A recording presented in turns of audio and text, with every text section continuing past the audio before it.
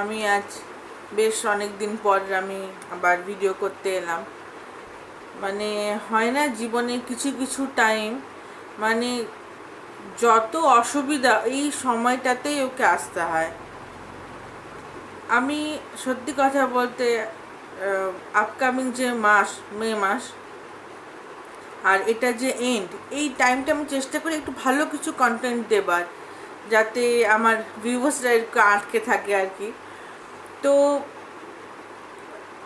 এখন সত্যি কথা কোনো কন্টেন্ট তৈরি করতে গেলে আমাকে তার উপর প্রচুর হোমওয়ার্ক করতে হয়।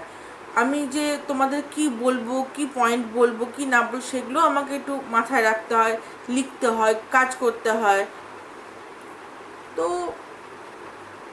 এই সময়টাতে মানে এত আমার চারদিকে মানে ক্যাওস চলছে চিন্তার বাইরে।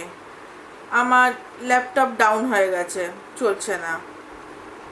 আমি জানি না কি প্রবলেম দেখাতে হবে। ফোন ফোন হ্যাং করে যাচ্ছে, গ্লিচ করছে। আমার ছেলেটা মানে আমার ম্যানেজার আর কি, ও স্কুল শুরু হয়ে গেছে, অতএব ওকে আমি বলতে পারি না এখন যে তুই ওটাকে ছেড়ে পড়ে আগে আমারটা করে দে কাজটা।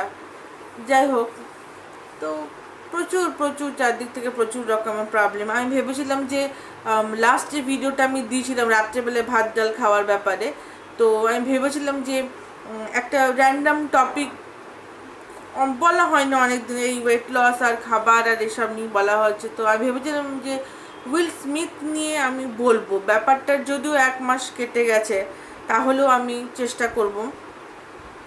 তো আমি প্রথমে এটা নিয়ে বলতে চাইছিলাম না, কিন্তু অনেকেই আমাকে এটা সাজেস্ট করছে যে না, তুমি আপাতত একজন ইউটিউবার, তো তোমার উচিত কিছু ওকে বলা।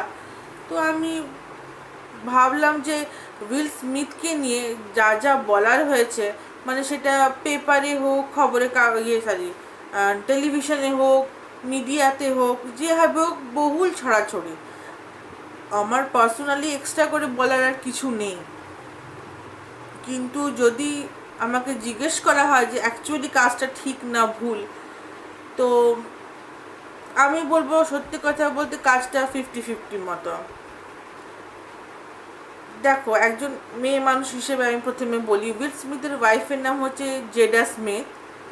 তো তার একটা চুলের কিছু প্রবলেমের জন্য, যেটার একটা বড় সড়ো বেশ নাম আছে, মানে ইদানিং মনে পড়ছে না, ওই অসুখটার জন্য ওর মাথায় চুল নেই। তো আজ আমি চুল কেটে বেশ সুন্দর করে খুলে বসে আছি, বা চুল স্ট্রেট করছি, বা বাঁধছি, যা করছি করছি। তো যেখানে একটা হলিউডের মতো জায়গা, বা যেখানে একটা এত বড় ইন্ডাস্ট্রি কাজ করে, যেখানে সবাই টিপ টপ অলওয়েজ, মানে অলওয়েজ নিজেকে মানে সবসময় চেঞ্জ করতেই থাকে, এই কালার, এই এই ওই সেই, এই কাটিং ওই কাটিং করতেই থাকে। তো সেইখানে জেডা স্মিথ, সেও একজন সেলিব্রিটি। তো তার যদি চুল না থাকে, তো তার তার মনটা কোথায় থাকে? আমাদের চুল আছে, আমরা বলো আরে কি গরম চুল, একটা যা হোক একটা মাথার উপর বেঁধে একটা ক্লিপ লাগিয়ে নিলাম, দুটো বিউনি করে, একটা বিউনি করে নিয়ে চলে গেলাম। কিন্তু সত্যি কখনো নিজেকে একটু হলেও যদি চোখ বন্ধ করে খেয়াল করে দেখব যে উইদাউট চুলে আমাদের কি অবস্থা হবে। প্রথমত তো প্রশ্নবান যে কেন নেই, কি জন্য তোমার চুল পড়ে গেছে, টাক পড়ে গেছে, কি হয়েছে। একজন মহিলার ক্ষেত্রে এটা শুধু আমাদের এখানে নয়, বিদেশেও তাই। প্রচুর প্রচুর লোকের প্রশ্নবান। তাও তো ভদ্রমহিলা বলতে হবে যে অনেক ডাঁটো, যে উনি এভাবেই নিজেকে প্রেজেন্ট করেন। উনি মাথায় স্কার্ফ বাঁধেন, কখনো কখনো উইগ ব্যবহার করেন, কখনো কখনো সাহসী ভূমিকাতে উনি এইরকমই ন্যাড়া মাথাতে চলে আসেন বিভিন্ন মানে প্রোগ্রামে আমি দেখলাম আর কি। কারণ এটা এটা বলতে গিয়ে আমাকে অনেক কিছু সার্চ করতে হয়েছে। তো সেক্ষেত্রে একটা অস্কারের মতো অনুষ্ঠানে, একটা অস্কার, একটা হেভি ওয়েট প্রাইজ যেখানে একটা দেওয়া হয়, প্রাইজই বলছি আমি, সেইখানে মানে এক হলঘর লোকের সামনে তুমি একজনের ওয়াইফকে নিয়ে একটা মস্করা করছো, যার সেটা দুঃখ যে আমার চুল নেই, এটা আমার একটা দুঃখ, একটা অসুবিধা, একটা আমার না পাওয়া অক্ষমতা, সেটাকে নিয়ে তুমি হাসাহাসি করছো। আর সেই ওয়াইফকে, সেই স্ত্রীকে, যাকে সেই সঙ্গ দিয়ে এসছে, চুল থাকা অবস্থায় না থাকা অবস্থায় পাশে থেকেছে, তো অ্যাজ এ হাজব্যান্ড তার কি করা উচিত? তার বউকে নিয়ে যে ইয়ার্কি মাছ, তাকে কি একটা চড় দেওয়া উচিত নয় কি? এক চড় কেন, ওকে 10 চড় দেওয়া উচিত ছিল আমার মনে হয়। কিন্তু আমার মনে হয় উইল স্মিথ এই অস্কার এই কথাটা ভেবেই একটা চড় দিয়ে চুপ করে গেছে। উইল স্মিথ কিন্তু কোনো রকম অনুশোচনা করেনি নিজের কাজের জন্য। তাকে অস্কার থেকে 10 বছরের জন্য ব্যান করে দেওয়া হয়েছে। তার সিনেমাতে সে যদি কোনো অ্যাড করে থাকে সেই সবের উপরেও তার প্রভাব পড়বে। 10টা বছর, 10টা বছর চিন্তা করে মানে মাথাতে আসে। কিন্তু সে এত বড় একটা মানিটারি ম্যাটার, ওদের ওখানে প্রচুর খরচা সব কিছু জিনিসের জন্য, সব কিছু মেনটেন করবার জন্য। 10 বছরে একটা মানুষের ইনকাম সে শুধু নিজের স্ত্রীর ওই খারাপ লাগাটার জন্য সে স্যাক্রিফাইস করে দিল। তো সেক্ষেত্রে কি বলবো যে উইল স্মিথ খারাপ?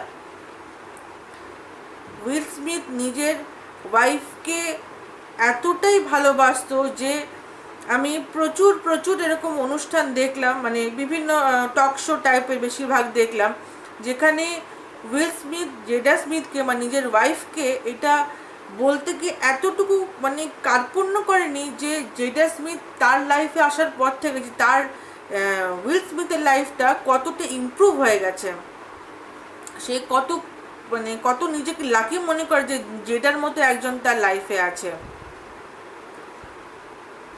উইল স্মিথ এটাও একটা ইন্টারভিউতে বলেছে যে জেডা স্মিথের চুল থাকুক না থাকুক, যেভাবেই থাকুক, ও শুধু আমার হাতটা ধরে থাকুক, ব্যাস, আমার কিছু চাই না। তো যে তার নিজের ওয়াইফকে এরকম অন্ধের মতো ভালোবাসে, তো সে তার দুঃখটা বুঝবে না? উইল স্মিথ চোখের সামনে দেখছে জেডা স্মিথের চুল নেই বলে সে হীনমন্যতায় ভুগছে, সে ডিপ্রেশনে চলে যাচ্ছে, তার মুড সুইং হচ্ছে, তার উইক পছন্দ হচ্ছে না, সে মানে সে একটা ইন্টারভিউতে আমি এটাও শুনলাম যে সে প্রচুর প্রচুর একসময় নাকি মেকআপ করতো, কি না এই যে চুল নেই এই জিনিসটাকে ঢাকবার জন্য।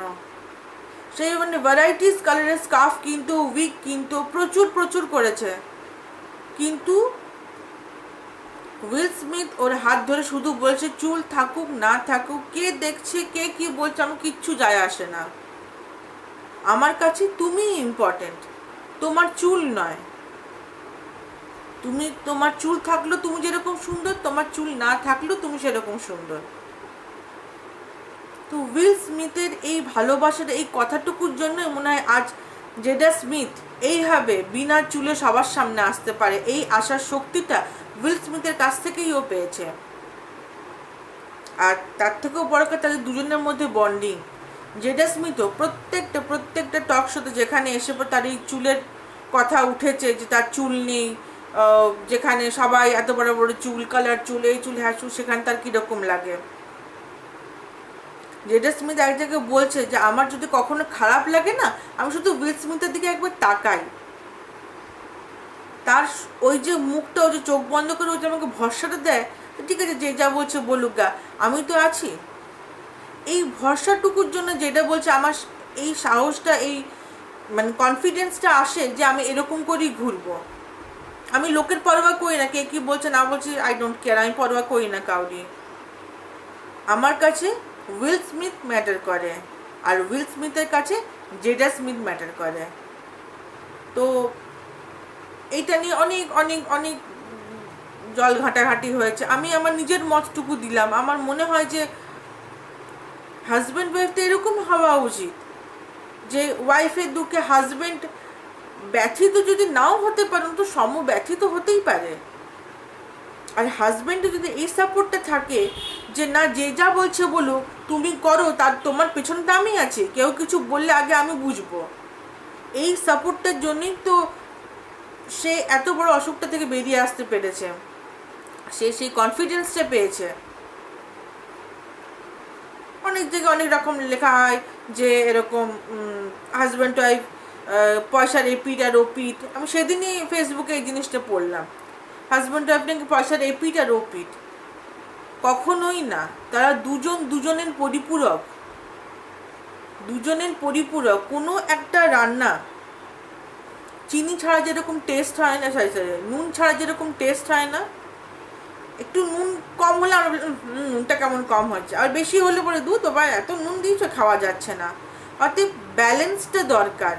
আর এদের দুই মিস্টার অ্যান্ড মিসেস স্মিথের ক্ষেত্রেও এদের ব্যালেন্সটা খুবই ভালো আমার মনে হয়। অতএব উইল স্মিথ একটু কড়া কড়া শাস্তি পেয়ে গেছে ঠিক কথাই, কিন্তু অন স্পট উনি যদি ওনার ওয়াইফের হয়ে না দাঁড়াতেন, অন্য কোনো লোক উঠে পড়ে হয়তো নিশ্চয়ই বলতো না যে তুমি কেন জেডা স্মিথকে এরকম করে সবার সামনে অপমান করলেন। আজ থাক, আজ আর কিছু বলবো না, আজ এটুকুই থাক। দেখি আমি আমার প্রবলেম থেকে কত কি লড়তে পারি। সবাই সবার নিজের প্রবলেম নিয়ে লড়ে যাচ্ছে, আমিও লড়ে যাচ্ছি। আজকের মধ্যে এইটুকুই থাক, নেক্সট টাইম এসে অন্য কিছু শোনাবো। বাই।